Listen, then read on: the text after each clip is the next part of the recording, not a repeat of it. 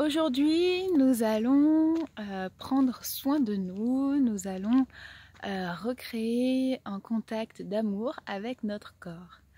Donc je vais récapituler un petit peu toutes les choses que tu peux facilement mettre en place pour retrouver une harmonie du corps et donc de l'esprit.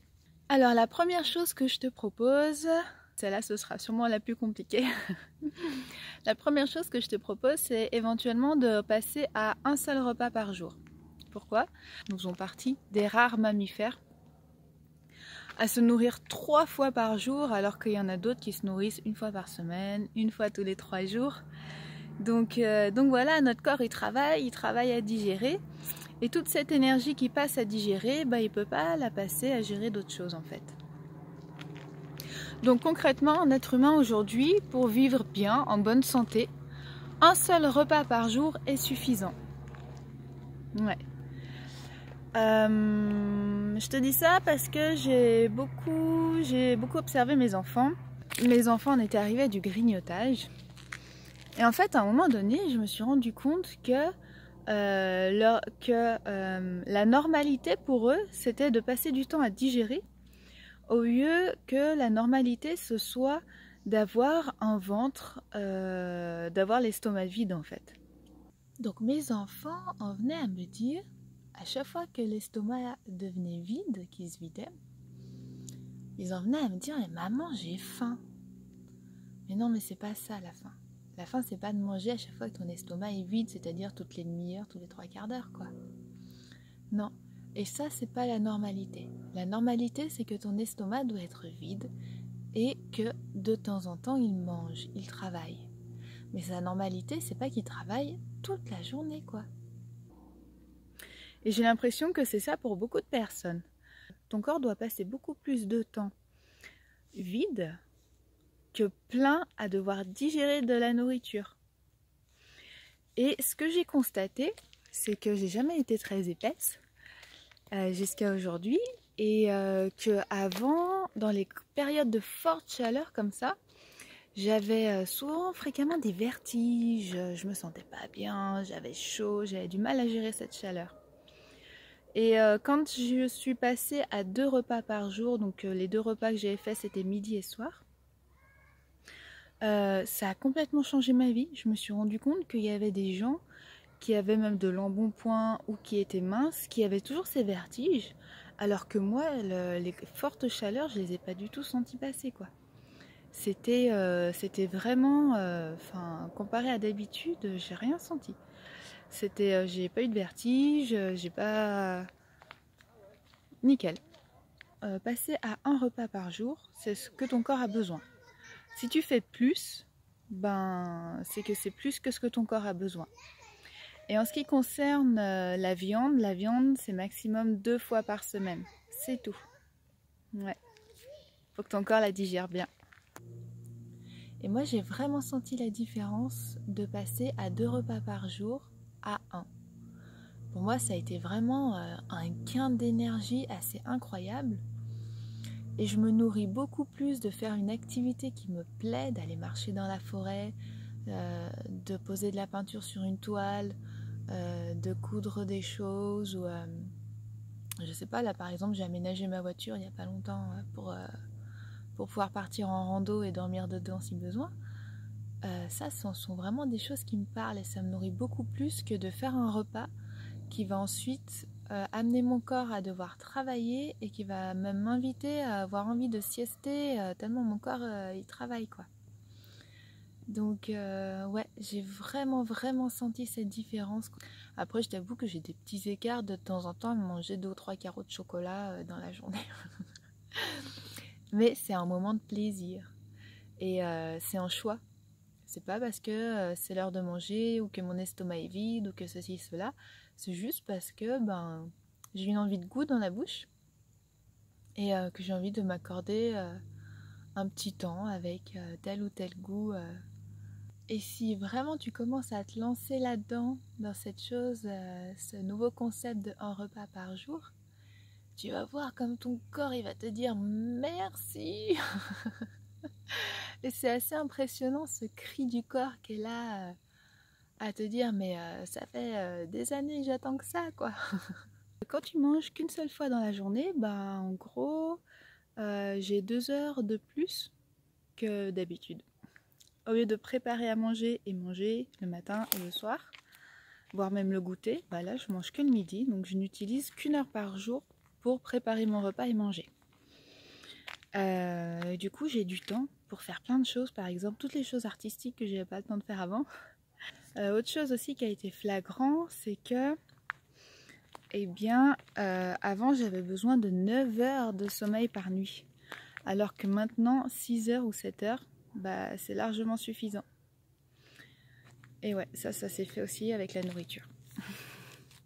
Un repas par jour, de la viande, vraiment si tu vas en manger 2 fois par semaine, à savoir qu'un éléphant ne mange pas de viande pour grandir, hein. Pourtant c'est le plus gros animal du monde, le plus gros mammifère terrestre. Il mange pas non plus, il boit pas non plus de lait 3 fois par jour, non.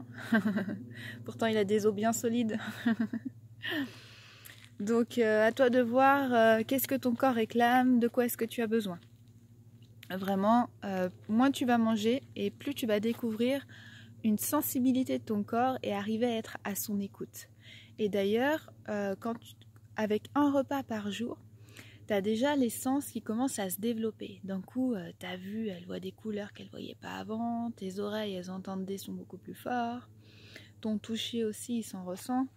Il se passe tout plein de choses en fait qui t'amènent à la découverte de toi.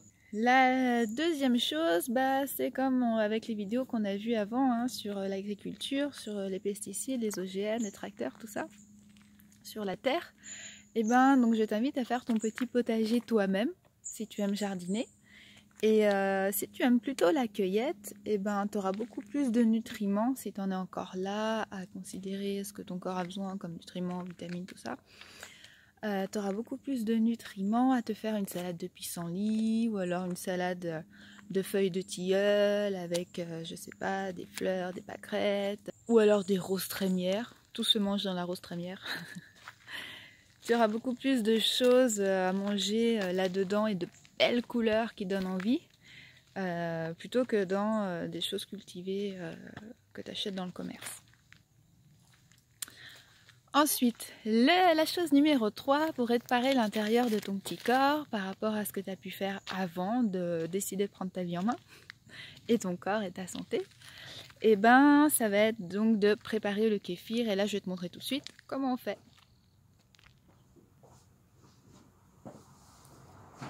Alors, pour faire du kéfir, c'est très simple. Déjà, pourquoi faire du kéfir? Et ben pour ramener une flore, une bonne flore dans tes intestins pour pouvoir bien digérer les aliments. Alors que si tu as une flore plutôt pathogène dans un terrain acide, eh bien tu risques de déclencher des maladies. Je te rappellerai que les intestins sont considérés comme le premier cerveau de ton corps. Alors, donc pour faire du kéfir, tu as besoin des figues, un demi-citron, du sucre, des grains de kéfir et de l'eau. Alors, déjà, moi, je lave mon citron avec ma brosse à légumes, même s'il est bio. Je te rappelle que bio, ça ne veut pas forcément dire que c'est sans pesticides. Ça veut dire que c'est sans pesticides chimiques. Alors, je coupe mon citron en deux. Hop là. Et je mets des petits bouts. Je le coupe en petits, en fait, pour le mettre dans mon pot. C'est là-dedans que mon kéfir va reposer pendant à peu près une journée. Donc je mets la moitié de mon citron.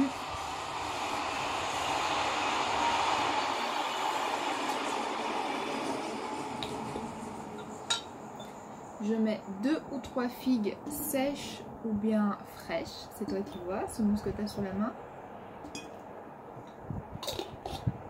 Après je mets 2 ou 3 cuillères à soupe de sucre.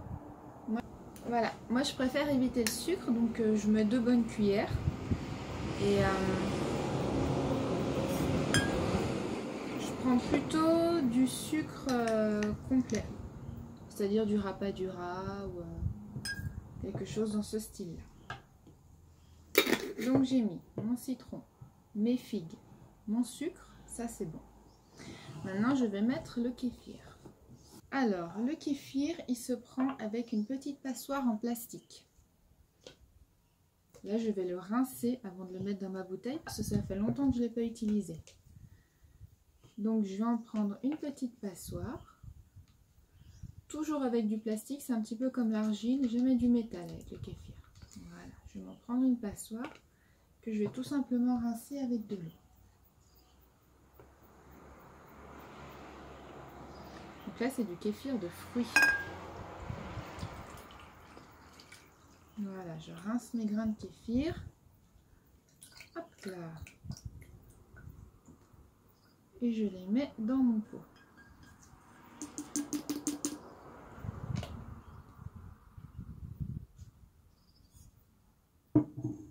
Maintenant, je vais rajouter 1 litre d'eau.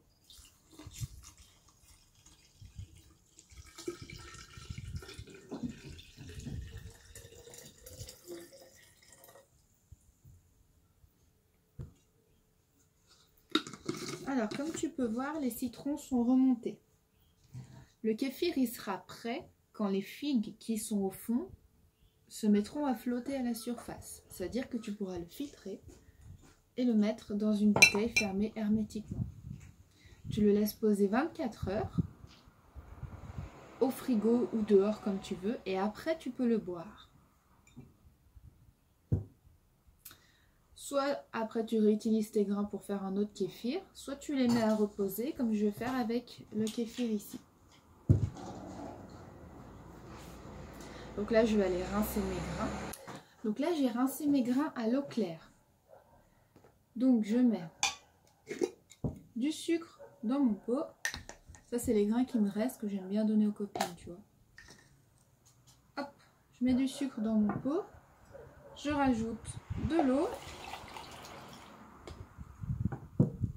Je verse mes grains dans mon pot.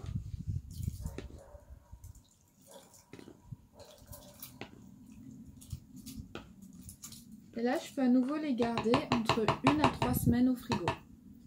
Voilà.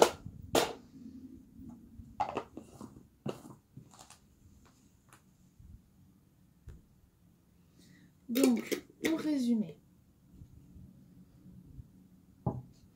le kéfir, il te faut un demi-citron, 2 ou 3 figues, tes grains de kéfir, 2 cuillères à soupe de sucre et de l'eau minérale, c'est mieux, ou de l'eau du robinet.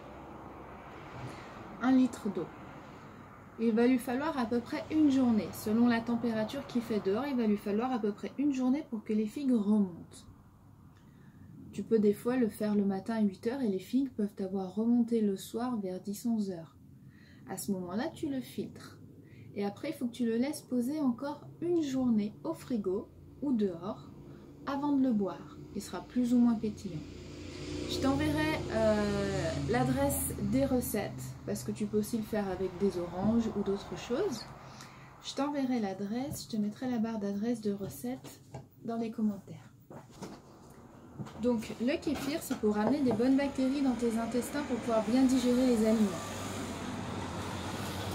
Là, tu as autre chose pour ramener le bon champignon, tu as le kombucha. Donc ce sont des disques, mais là c'est de la moisissure de champignons, de thé noir. Donc c'est un peu le même principe, sauf que ça met à peu près une semaine à se faire. Ensuite, la quatrième chose, je vais te parler de la peau. La peau est le plus grand organe du corps. Donc quand tu commences à prendre soin de ton corps, il y a une chose qui est importante à faire, c'est d'arrêter de remplir le plus grand de tes organes de toxines. Forcément, ça paraît logique. Alors, personnellement, j'ai arrêté déjà de me laver avec du savon. Ouais, moi, je me lave à l'eau. Et depuis que je me lave à l'eau, j'ai beaucoup moins de lésions cutanées. Et c'est pas important de se laver tous les jours. Tu peux te laver 1 jour sur 2. Si tu te laves à l'eau, tu peux te laver tous les jours. Mais bon, enfin, 1 jour sur 2, c'est bien. Après, pour t'essuyer la peau, on frotte pas pour s'essuyer, juste on met la serviette, on la pose et on éponge. Ça évite d'enlever toute la barrière en fait protectrice de la peau. Donc la peau est aussi le plus grand émonctoire, il fait partie des émonctoires, c'est-à-dire qu'il fait partie des organes qui t'aident à éliminer les toxines. Donc là aussi, ça paraît très logique d'éviter de mettre des toxines sur le plus grand organe qui te permet d'éliminer les toxines. Donc moi je t'ai parlé du savon, mais tu as aussi les shampoings. Et ça, tu peux regarder sur mes autres vidéos comment faire ces shampoings soi-même sans produits chimiques et de façon naturelle. Tu as aussi le déodorant. Depuis que j'ai arrêté de me laver avec du savon, je mets plus de déodorant. Et en passant à un repas par jour et sans mettre de déodorant, et sans se laver au savon, bizarrement les odeurs elles changent. Et je trouve que ce sont ces odeurs-là dont un bébé a besoin. Un bébé a plus besoin de la véritable odeur de la peau de sa maman plutôt que des parfums qui enivrent la tête à faire des maux de tête affreux, quoi. Donc ça aussi c'est un choix. C'est un choix que tu peux faire, c'est quelque chose de facile.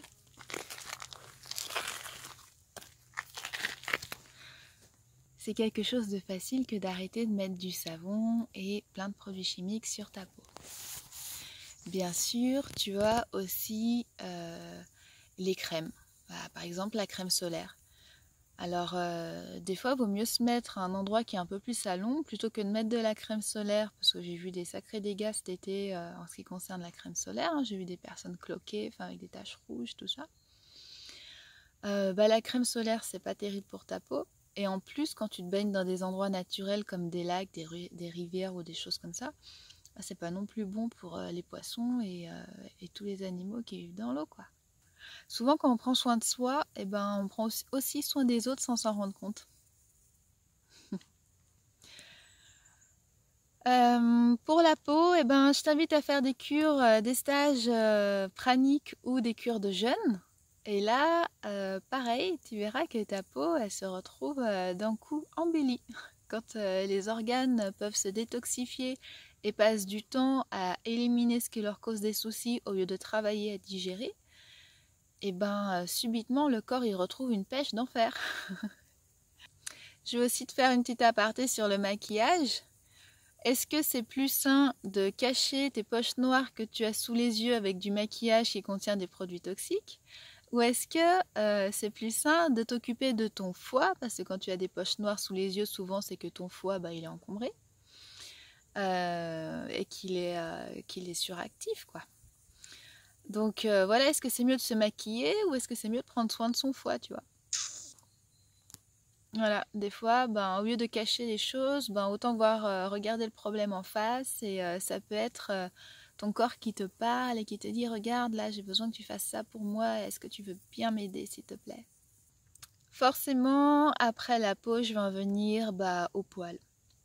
Alors, je sais pas pourquoi, il y a une idée commune de la société comme quoi les femmes ne doivent pas avoir de poils sur les jambes ni sous les bras. Alors moi, personnellement, je suis une femme. Je suis pas une adolescente imberbe, hein. Je suis une femme et bien sûr que j'ai des poils sur les jambes et j'estime qu'ils servent à quelque chose. Et bien sûr aussi que j'ai des poils sous les bras qui servent aussi à éliminer les toxines de mon corps. Donc là, non, je vais pas les enlever, vous rêvez, hein. Et si la société exige que toutes les femmes se teintent les cheveux en rose, c'est pas quelque chose que je ferai non plus. Voilà, ça me paraît tout aussi ridicule. Donc voilà, mes poils ils sont bien sur mes jambes, ils sont bien sous mes bras et je les garde. C'est mon corps, il est né comme ça, il est fait comme ça. Et il est hors de question que je le change pour une mode publicitaire. Et pour clôturer cette vidéo, j'en viendrai à des choses dont je t'ai déjà parlé. Les lunettes de soleil. Quand tu mets des lunettes de soleil, tu empêches ton corps de recevoir l'information qu'il y a du soleil. Et du coup, que ta peau puisse se protéger par rapport à ce soleil. Donc ce qui fait que quand tu as des lunettes de soleil et que là tu mets pas de crème solaire par exemple, tu rougis. Parce que ta peau n'a pas reçu les UV, tes yeux n'ont pas reçu l'information qu'il y avait des UV dont ton cerveau doit envoyer à ton corps les infos pour dire voilà, faut que vous prépariez le corps, là, faut que vous envoyiez telle et telle ressource parce qu'il faut se protéger du soleil. Ah, c'est fou ce qu'il peut faire comme ânerie l'être humain, je vous raconte pas. Donc les lunettes de soleil, eh ben, évitez d'en mettre aux enfants et puis évitez d'en porter aussi parce que bah, c'est pas super. Marcher pieds nus, voilà, ça je te l'ai déjà dit dans des vidéos. Je crois que c'était sur celle pour fabriquer son shampoing, les 3 shampoings naturels, entre autres. Bah, marcher pieds nus, c'est hyper bon pour la santé, ça permet de te calmer et de décharger tes énergies puisque tu es relié au sol et que les chaussures sont un isolant du sol. Voilà, donc là on a un petit peu fait le tour. Donc les solutions que je t'ai proposées là sont fortement écologiques. Elles sont aussi fortement économiques puisqu'elles sont naturelles quand tu n'as plus besoin de t'acheter de crème solaire, de savon, de lunettes de soleil, de déodorant, de shampoing, ben, ça fait du bien au portefeuille. Et ensuite, ben là, c'est une proposition donc de renouer avec ton corps, de prendre soin de toi, mais vraiment, c'est-à-dire de prendre soin de toi, mais en accord avec ton corps. C'est-à-dire que si tu prends soin de toi en te mettant des crèmes avec des produits chimiques, oui, tu vas te masser, c'est prendre soin de toi, mais ce n'est pas forcément en accord avec ton corps. Là, les solutions que je te propose sont toutes en accord avec ton corps. Et prendre soin de toi de cette façon, c'est aussi l'enseigner à tes enfants. Et pouvoir répondre, être à l'écoute de son corps et répondre à ses besoins, c'est quelque chose de magique dans cette société où tout est fait pour que l'être humain s'oublie et oublie qui il est. Donc je t'invite à cette reconnexion à l'intérieur, à rentrer à l'intérieur de toi, à expérimenter des choses, à écouter tes ressentis et à faire en fonction de ceci. J'espère que tu as aimé cette vidéo. Si c'est le cas, eh ben, je t'invite à liker et à partager. Et je te dis à tout bientôt. Salut!